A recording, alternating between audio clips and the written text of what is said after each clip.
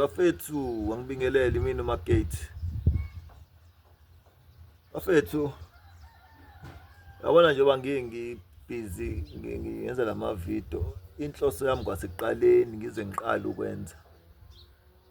Ngangade ngishawa ukuthi kunabantu abaningi abahamba emhlabeni behanjiswa yini indaba yezilonda.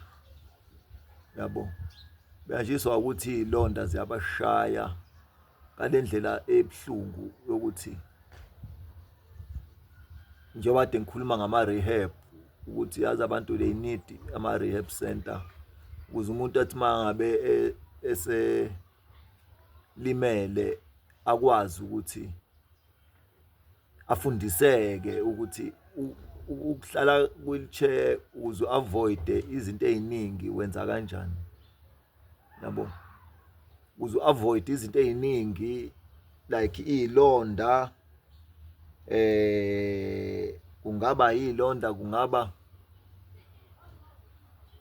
ukuhlukumezeka ndlela thizeni wenza njani ukuavoid izilonda yonto ebalekile ngoba izilonda ziyabulala bafethu zithi ibulala izilonda and futhi kuyaphileka nazo umndeni wakho bukade uzoba right ube nawe iminyaka ngeminyaka njengoba kwenzeka nathi saphila iminyaka ngeminyaka.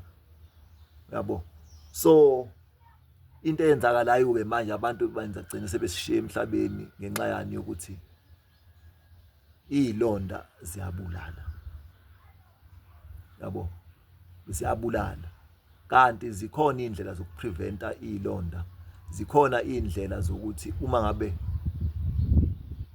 uhlala wheelchair ufundiswe ngempilo ye-wheelchair ukuthi ukuze uphile isikhathi eside fanele wenze kanjani.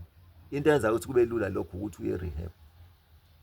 Otherwise ke thina ke njengoba sizama ukuthi sikhulume kanje sibeke ngendlela esibeka ngayo ukuze abantu umqondo ube khona kancane uthi okay ngempela futhi kuyenzeka lento uma uyibona ujuluka ungazi ujulukiswa yini mhlawumbe uyibona ujuluka umzimba wonke kanti ujulukiswa ukuthi mhlawumbe uhlale kakhulu mhlawumbe isikhathi ujuluke esayidini ngala samjuluka ngala kanti wena ubhlungu bungala ka right mhlawumbe samujuluka ngala ka right kanti ubhlungu bunga ngala ka left mhlawumbe sonyaweni kuphi yabo usuyafunda lokho usuyazi yabo mhlawumbe uyilift yabo uyilift wenze kanje nabo uyilift uphakame ubambelele emasondweni uphakame noma ubambelele kuma armrest la uphakame mawukwazi ukwenza lokho wenzelani hlala uphakame urelease izinqa.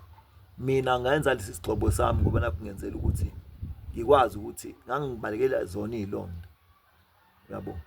Ngoba lezi zilonda maseyifikile bafethu uyahamba emhlabeni. Yabo.